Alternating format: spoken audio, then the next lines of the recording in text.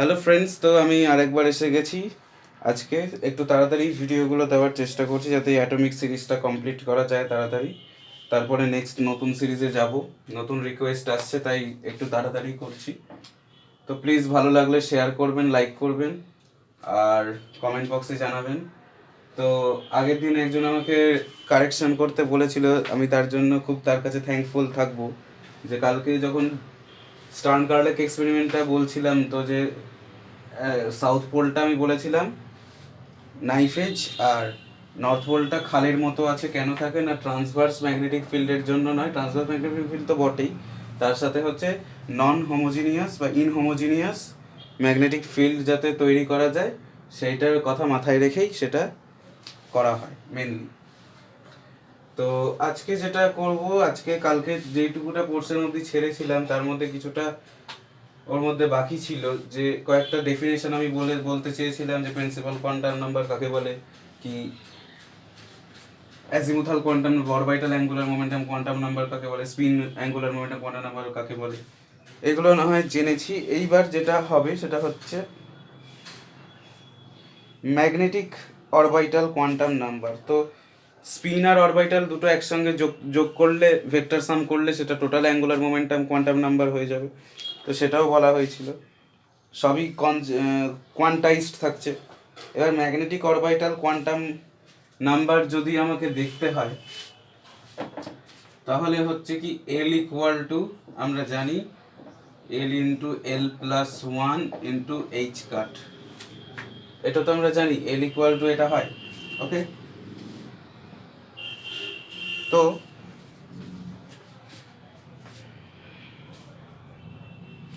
এখন আমি যদি মনে করি যে একটা magnetic field B Z axis বরাবর অ্যাপ্লাই করা হচ্ছে, magnetic field B Z axis বরাবর অ্যাপ্লাই করা হচ্ছে, তাহলে কি হবে?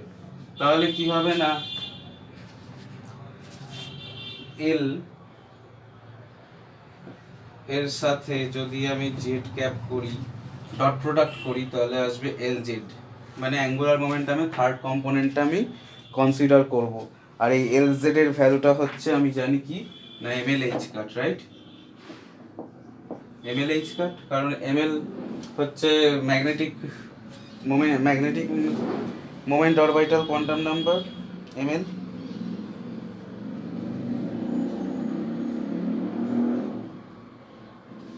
আর এইচ কাট হচ্ছে Planck constant over 2 pi. Okay, তো এম এল এর ভ্যালু হচ্ছে 12 প্লাস ওয়ানটা, এম এল এর ভ্যালু হচ্ছে 2l প্লাস ওয়ান। এতগুলো ভ্যালু এম এল হতে পারে একটা এল এর জন্য, একটা এল এর জন্য 12 প্লাস ওয়ান টা এম এল এর ভ্যালু পাওয়া যাবে। তাহলে এল কস থিটা ইকুয়াল টু হচ্ছে M L H cut, right? Z ক্যাপটা যদি ইউনিট ভেক্টর হয়, তাহলে এল কস থিটা ইকুয়াল টু হচ্ছে এম এল এইচ কাট। এইবার এল এর ভ্যালুটা যেটা আমি এখানে লিখেছিলাম সেটা যদি এখানে পুট করে দিই, তাহলে হবে L into L plus one H cut cos theta M L H cut. এখানে এইচ কাট যদি ক্যান্সেল আউট হয়ে যায়, তাহলে কস থিটা পাবো। কস থিটা কি পাবো না, এম এল ওভার এল ইন্টু এল প্লাস ওয়ান। এইভাবে আমি এদের যে অ্যাঙ্গেল, ম্যাগনেটিক ফিল্ড অ্যাঙ্গেল থিটাটা কি হচ্ছে ম্যাগনেটিক ফিল্ড, আর অরবিটাল অ্যাঙ্গুলার মোমেন্টাম এল এর মধ্যে যে অ্যাঙ্গেল, সেইটা আমি ডিফাইন করতে পারবো। এবার আমি কি বললাম, এম এল এর ভ্যালু হতে পারে একটা এল এর জন্য 12 প্লাস ওয়ানটা। ওকে, এখন যদি সাপোজ এল ইকুয়াল টু ওয়ান হয়, এল ইকুয়াল টু ওয়ান হলে এটা কত হবে, 1 plus one into one root two, আর এটা কত হবে 2 ইন্টু ওয়ান, মানে 2 প্লাস ওয়ান 3। তাহলে কস থিটা পাবো 3/√2, cos থিটা পাবো 3/√2, রাইট? এইভাবে আমি থিটাটা তাহলে পেয়ে যাব cos ইনভার্স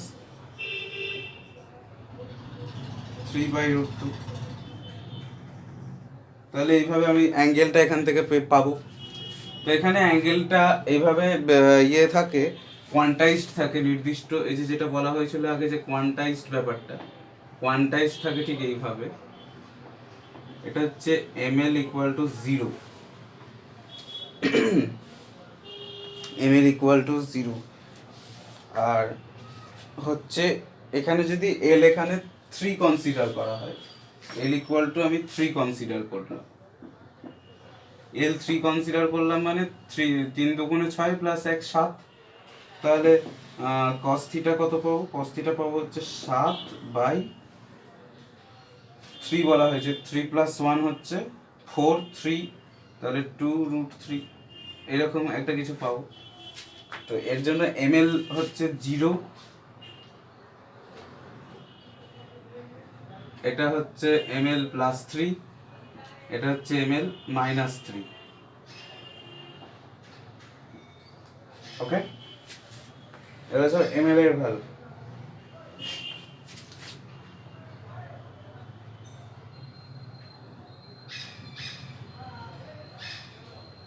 এই একটা আমি আর্ক আঁকলাম, তাহলে এই আর এই, এটা হচ্ছে ml হচ্ছে প্লাস 1, এটা ml হচ্ছে প্লাস 2। ওকে, কটা বলেছি? 7টা ml হবে, 7টা ml হবে, রাইট? তাহলে এই একটা, এটা হচ্ছে ml মাইনাস 1, আর এই একটা, এটা হয়ে গেল ml হচ্ছে মাইনাস 2। তাহলে দেখো 7টা হচ্ছে কিনা, plus 3, 2 plus 1, 0, minus 1, minus 2, minus 3, তাহলে 7টা ml পাওয়া যাচ্ছে। একটা বি এইদিকে z অ্যাক্সিস বরাবর ম্যাগনেটিক ফিল্ড অ্যাপ্লাই করার পরে, এটা হলো অ্যাঙ্গুলার মোমেন্টামের ক্ষেত্রে। এবার স্পিনেরটা দেখ। তো এখানে যদি বলতে পারি mlটা হচ্ছে, তাহলে স্পিনের ক্ষেত্রে কি হবে? স্পিনের ক্ষেত্রে হবে হচ্ছে ms। ওকে, ms কটা ভ্যালু হবে? হাফ আর মাইনাস হাফ, এই দুটোই হবে। তাহলে এখন যদি এখানে স্পিনের হার্ড কম্পোনেন্টটা না হয় sz,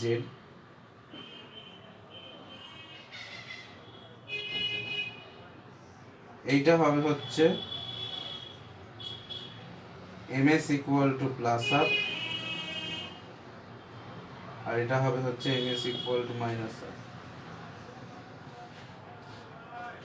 এটা হচ্ছে স্পিনের ক্ষেত্রে, এটা অরবিটাল অ্যাঙ্গুলার মোমেন্টামের ক্ষেত্রে, এটা স্পিন অ্যাঙ্গুলার মোমেন্টামের ক্ষেত্রে।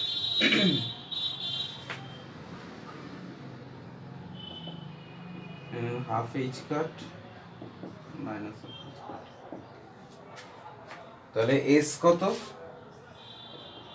এস হচ্ছে root over S into S plus 1 into H cut. Half যদি হয় তাহলে হাফ প্লাস 1 3/2 ইন্টু হাফ 3/4, তো এটা রুটের আন্ডারে √3/2 এইচ কাট।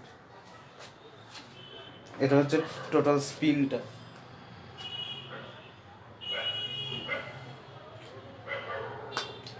এবার যেটা স্পেকট্রোস্কোপিক নোটেশনটা যেটা বলেছিলাম আগের দিন, ওইটাই থাকবে। এবার নেক্সট একটা নতুন টপিকে আজকে যাব।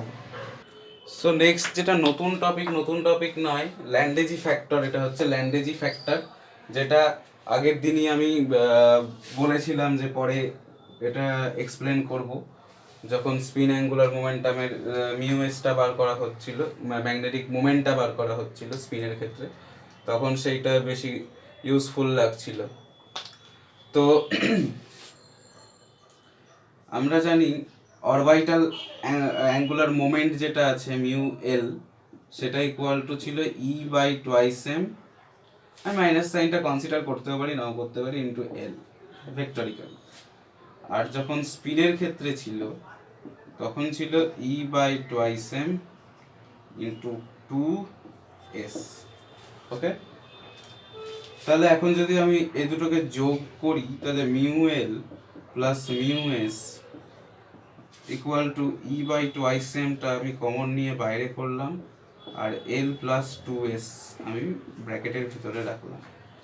এখন এল প্লাস এস প্লাস এস, তাহলেই তো 2s হচ্ছে। 2sটাকে যদি আমি ভাঙি, তাহলে এল প্লাস এসটাকে আমি কিভাবে লিখতে পারি?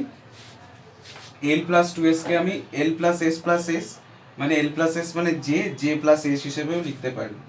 তাহলে এটাকে আমরা লিখতে পারি মিউ এল এস, এটা যোগফলটাকে লিখলাম ই বাই টুয়াইস এম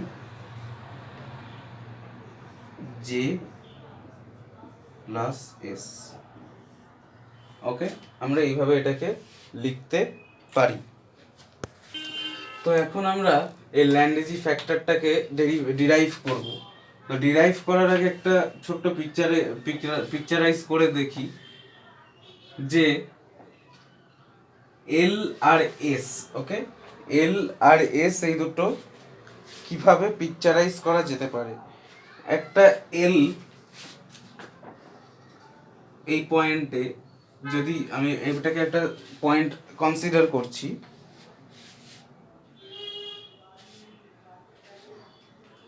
তো এটাকে আমি ধরছি যে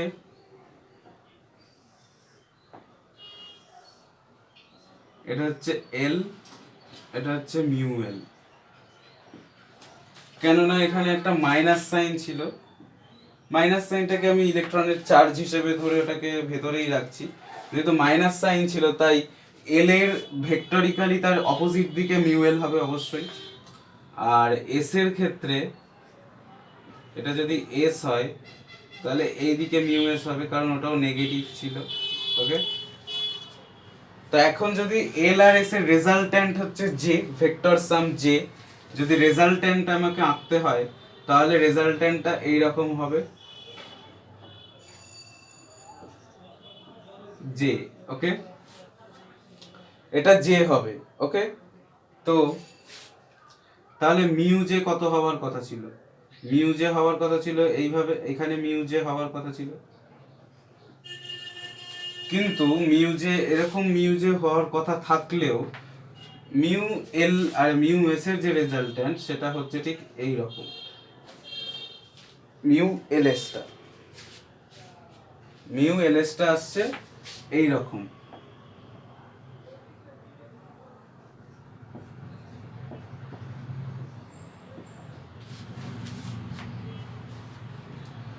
তাহলে এখানে একটা সমস্যা কি দাঁড়াচ্ছে না, সমস্যা দাঁড়াচ্ছে এই যে মিউ এল এস থেকে মিউ জে তে কনভার্ট আমাকে করতে হবে। তাহলে mu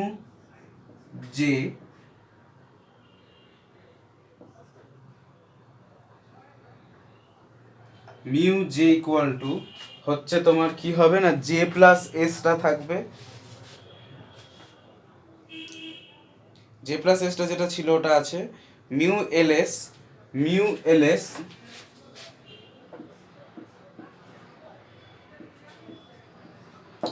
dot product with J cap into J cap. J cap বরাবর আছে তাই জে ক্যাপ থাকবে। ওকে, জে ক্যাপ যেহেতু বরাবর আছে তাই এখানে জে ক্যাপ থাকবে, জে ক্যাপের সঙ্গে ডট প্রোডাক্ট হবে। এখন আমরা জানি জে ভেক্টরের ভ্যালু কত, জে ভেক্টরের ভ্যালু কত, জে ভেক্টরের ভ্যালু হচ্ছে জে ইনটু জে ক্যাপ। তাহলে জে ক্যাপের ভ্যালু কত হবে, জে ক্যাপের ভ্যালু হবে হচ্ছে জে ভেক্টর বাই জে। তাহলে মিউ জেটাকে যদি আমি লিখতে যাই তাহলে কি আসবে, mu J equal two mu L S, সেটাকে আমি ক্যাপ থেকে সোজা ভেক্টরিক্যাল সাইনে ট্রান্সফার করে দিলাম, তাহলে নিচে হয়ে যাবে জে স্কোয়ার।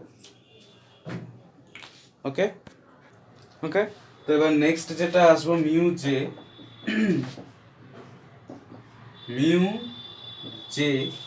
ইকুয়াল টু হচ্ছে তোমার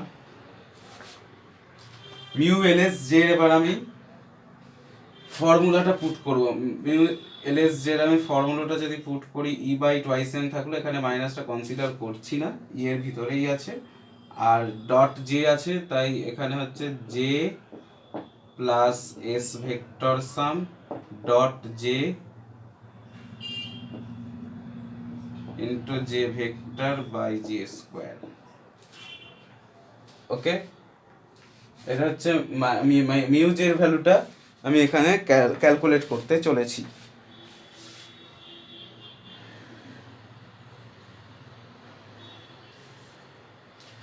এখন আমরা কি জানি, আমরা আগে যে ইকুয়েশনটা জানতাম যে মিউ জে ইকুয়াল টু হচ্ছে G J into minus E by twice M J, তাই তো? এটাই তো জানতাম, জি জে হবে, মানে এখানে জে জি এল জি এস, যখন যেটা জি এলটা 1 হবে, জি এসটা 2, আর জি জে যা হবে। তো এবার জিটা ভ্যালুটা আমাকে বার করতে হবে। তো জি জে আছে, তাহলে এই ইকুয়েশনটার সাথে এই ইকুয়েশনটাকে যদি কম্পেয়ার করা যায় তাহলে ঠিক এই রকম আসবে। তো জি রাখছি, G equal to J plus S dot J by J square, এটা হচ্ছে জি। তাহলে এবার আমি যদি ডট প্রোডাক্ট করি, ডট প্রোডাক্ট করতে গেলে আসবে J square plus S dot J by J square, J square কেটে যাবে 1 plus S dot J into J square. এবার আমাকে এস ডট জে এর ভ্যালু বার করতে হবে, রাইট? এস ডট জে এর ভ্যালু বার করতে হবে। তাহলে এস ডট জে এর ভ্যালু আমরা কি করে বার করব? এইভাবে বেরোবে, আমরা জানি J equal to L plus S, okay? তাহলে এল ইকুয়াল টু হচ্ছে কত? J minus S, right? তাহলে এখন যদি এল স্কোয়ার করা হয়, এল স্কোয়ার করা হলে জে মাইনাস এস এরও স্কোয়ার করা হয়, তাহলে যার ভ্যালু আসবে জে স্কোয়ার প্লাস এ স্কোয়ার প্লাস, সরি প্লাস নয়, মাইনাস 2 জে ডট এস। তো ডট প্রোডাক্টের ক্ষেত্রে জে ডট এস আর এস ডট জে সেম, তাহলে এটাকে যদি আমি এদিকে নিয়ে আসি তাহলে লিখছি 2 J dot S equal to J square plus S square minus L square. তাহলে এস ডট জেই লিখতে পারি, ডট প্রোডাক্টে যদি আমি দুটোকে ইন্টারচেঞ্জ করি তাহলে কোনো সাইনের চেঞ্জ হবে না, তাহলে আসবে J square S square L square by 2, এইটা আসবে এস ডট জে এর ভ্যালু। তাহলে এটাকে যদি আমি এখানে পুট করি তাহলে দেয়ারফর জি আসবে 1 plus J square plus S square minus L square by 2 J square. This is the derivation of Landry factor. তো এখানে যদি জে স্কোয়ারের ভ্যালু হচ্ছে রুটগুলো উঠে যাবে, small J into small J plus 1 into H cut square plus small S into S plus 1 into H cut square, আর minus L স্কোয়ারের value small S L into L plus 1 into H cut square, আর নিচে H cut square সব cancel out হয়ে যাবে। যেটা পড়ে থাকবে সেটা হচ্ছে 1 plus J into J plus 1 plus S into S plus 1 minus L into L plus 1 over 2 J into J plus 1। এইটা হচ্ছে টোটাল ল্যান্ডেজি ফ্যাক্টরের ডেরিভেশন। সো নেক্সট যে টপিকটায় যাব সেটা হচ্ছে জিম্যান এফেক্ট। জিম্যান এফেক্ট, তো জিম্যান এফেক্ট হচ্ছে প্রথম অবজার্ভ করেন বিজ্ঞানী জিম্যান, অবশ্যই তার নামে জিম্যান এফেক্ট হয়েছে।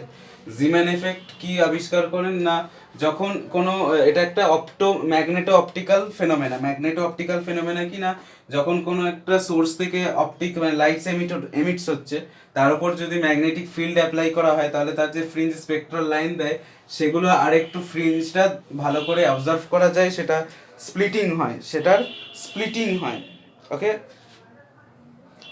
দিয়ে স্প্লিটিং হয় ফাইন স্ট্রাকচার, যে স্ট্রাকচার সেগুলো আরো ফাইন স্ট্রাকচারগুলো বোঝা যায়। তো এটাই হচ্ছে জিম্যান এফেক্ট। তো জিম্যান এফেক্ট দু ধরনের হয়, একটা হচ্ছে নর্মাল জিম্যান এফেক্ট আর একটা হচ্ছে অ্যানোমালাস জিম্যান এফেক্ট। তো আজকে যদি শুধু নর্মাল জিম্যান এফেক্টটাই করতে পারি তো করব, যদি সময় থাকে তাহলে অ্যানোমালাস জিম্যান এফেক্টটাও বলে দেওয়ার চেষ্টা করব। তো প্রথমে আসছি নর্মাল জিম্যান এফেক্টের ক্ষেত্রে। Normal জিম্যান effect, okay,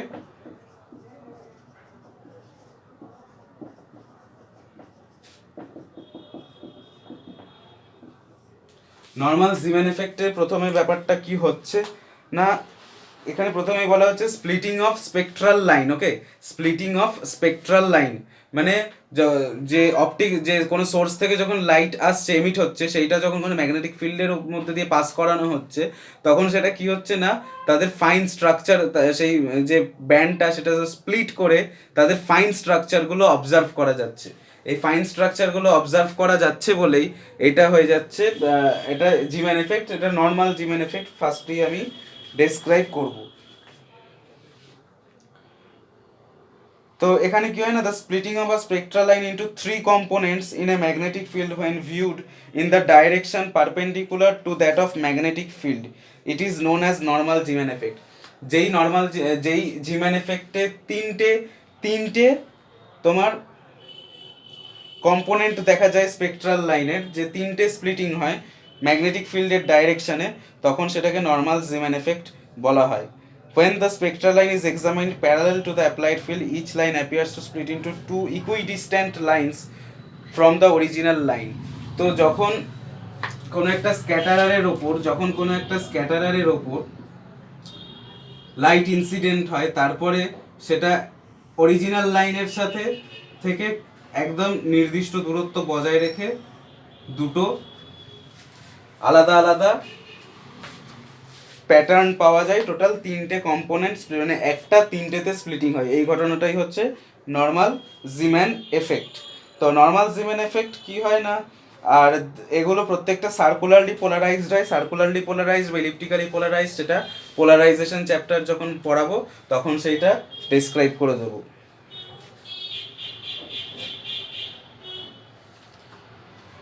Normal Zeeman effect can be observed only in the atoms which have total spin 0.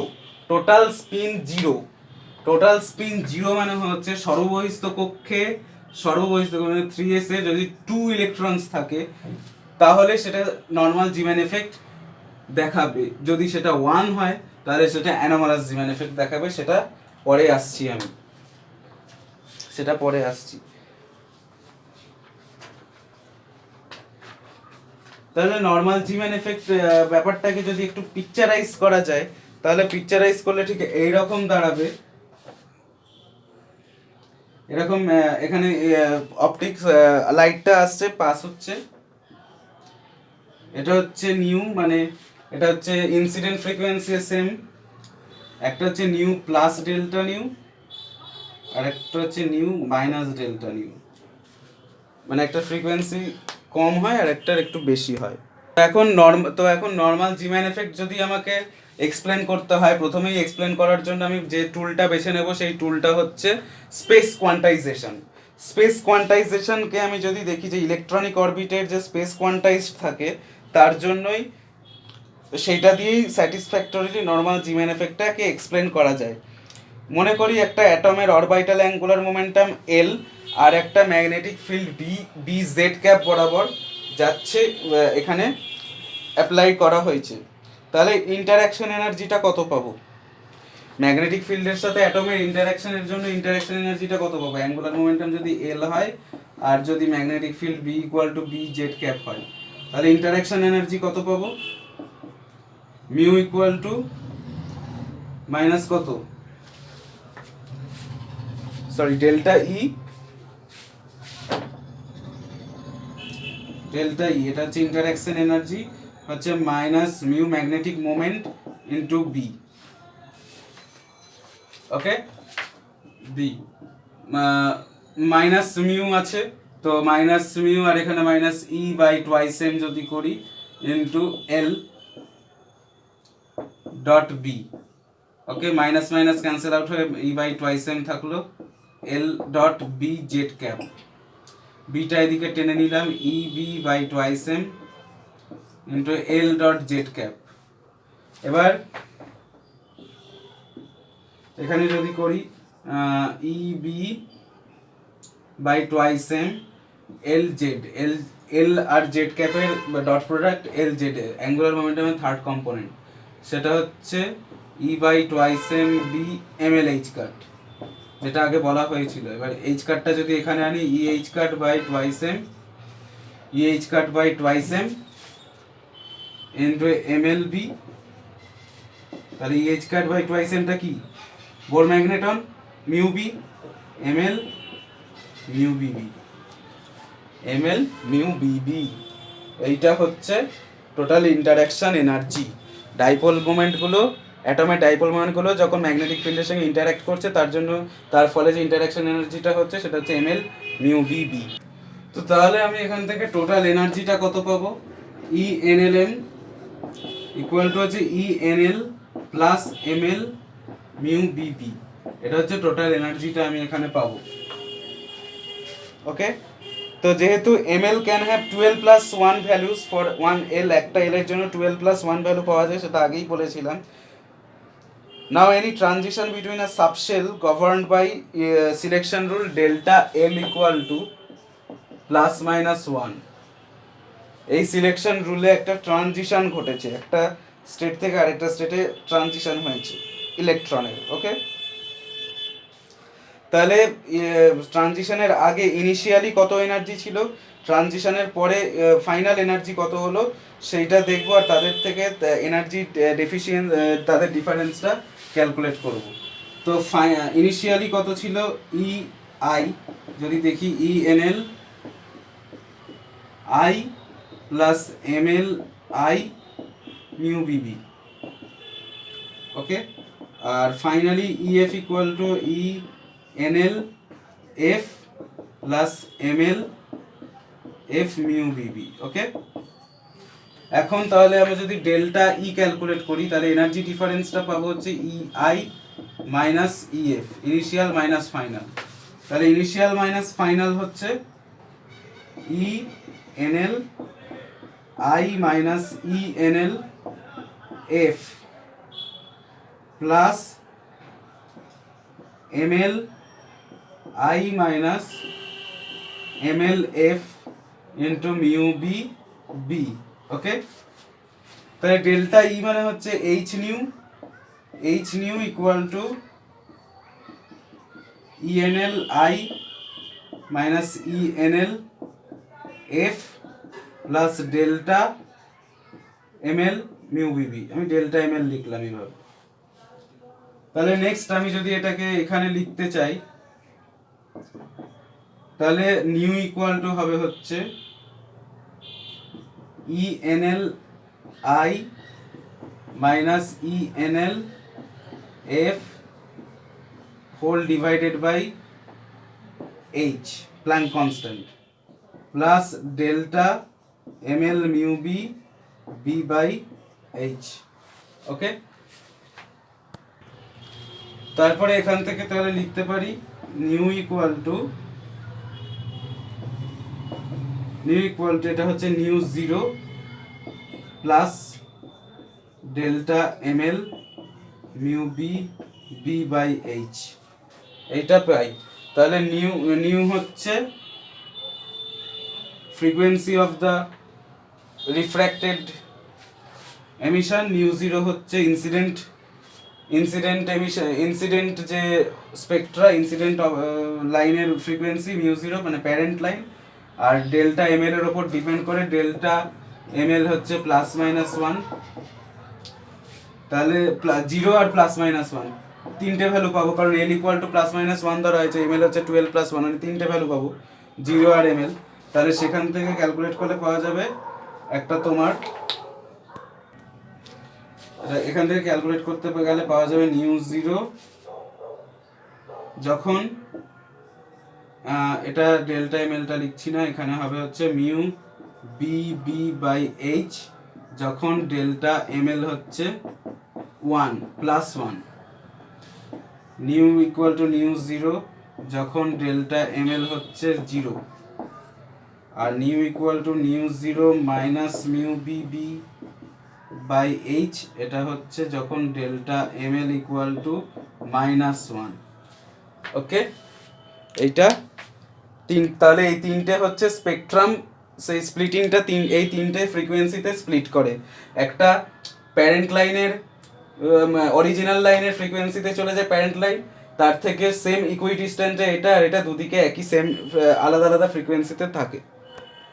তাহলে এটাকে যদি আমরা পিকচারাইজ করতে পারি তো এন এল ইকুয়াল টু যখন 2, এল ইকুয়াল টু যখন 2 তখন এম এল কত, 12 প্লাস 1 করলে সেটা কত আসে, 5টা। তাহলে স্প্লিটিং হবে 5টা, 1 2 3 4 5। আর যখন এন এল ইকুয়াল টু 1 তখন স্প্লিটিং হবে 3টে।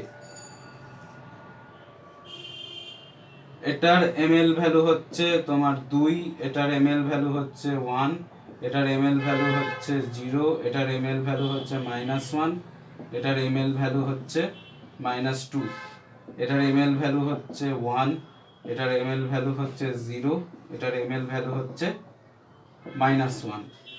আর এখন সিলেকশন রুল হচ্ছে ডেল্টা এল ইকুয়াল টু +-1, +-1 হতে হবে। তাহলে এইটা যদি প্যারেন্ট লাইন হয়, এটা যদি প্যারেন্ট লাইন μ0 হয়, তাহলে ফ্রিকোয়েন্সিটা আমি এখান থেকে পাবো। তাহলে সেটা কীরকম হবে, এটা সিলেকশন রুল ফলো করে যদি করা যায় তাহলে আসবে এরকম। এটা হচ্ছে μ0 মাইনাস ডেল্টা নিউ, ওটাকে ডেল্টা নিউ ধরছি, ওই মিউ বিবি বাই এইচটাকে। তারপরে যেটা আছে এখান